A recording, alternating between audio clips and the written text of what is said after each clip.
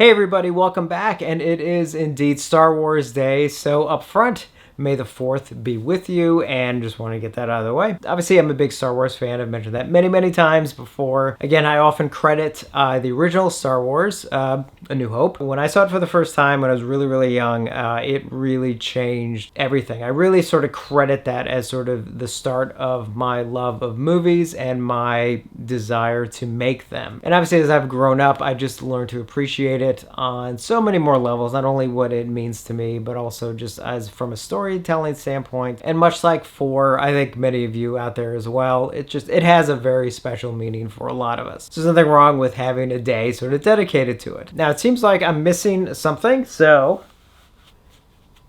there, that seems a little bit more appropriate.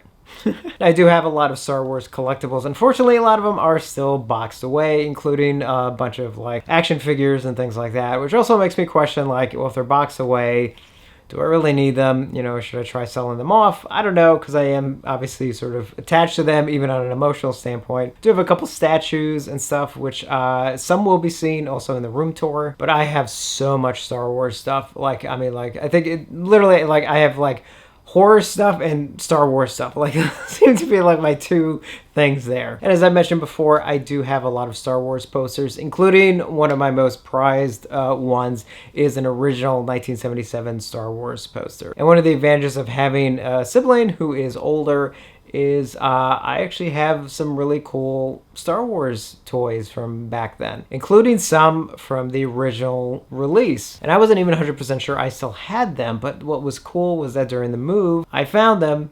And so now I'm taking very good care of them. Now, obviously, they're not packaged. They were toys that were played with by young kids, so they're not in great condition. So even though they are original ones from back then, they're actually not really worth that much. Still cool to have, and those I definitely want to keep. But to finish this video, I actually do have one thing that I did pick up today. I'm being kind of cautious about the money I'm spending, but this was something that came out a couple months ago, and I was like debating whether or not I was going to get it. Well, it went on sale, and I decided to go ahead and get it. And that is a Best Buy exclusive of the 4K Skywalker Saga, which has all 9 films. And today it was $50 off, so I decided to just go ahead and get it. And I'm just going to open it real quick right now. All right.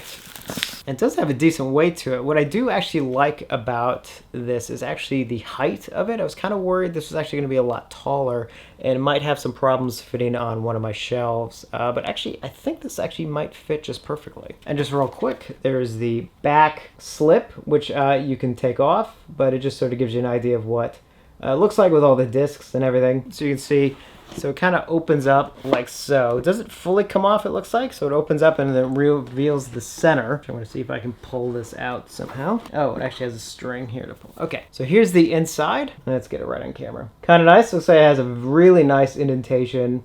I love the silver with the logo and the image on the inside. Even though the image is from The Force Awakens. But I'm kidding.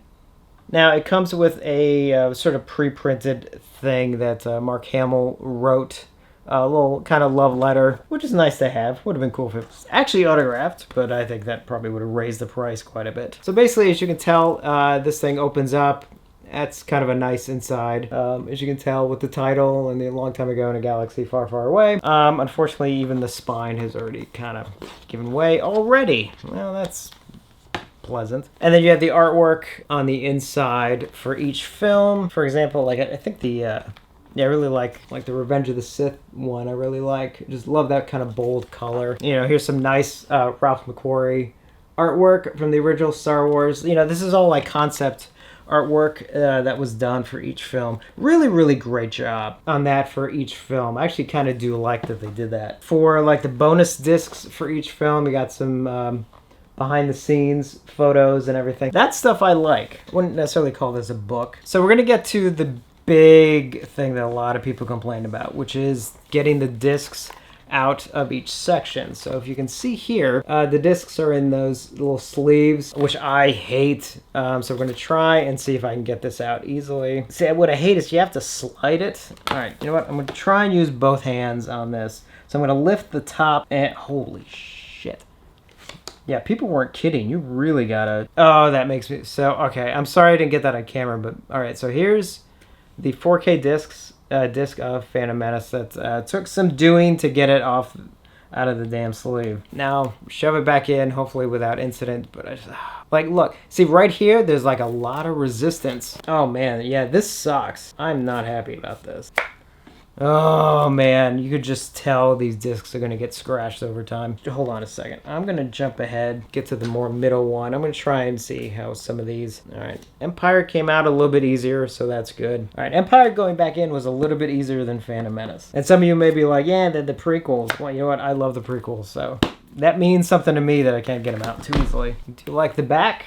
Actually, kind of very simple, just Lucasfilm. I mean, I love technically the look of this set, but yeah, I mean, just having the problems with getting the discs out.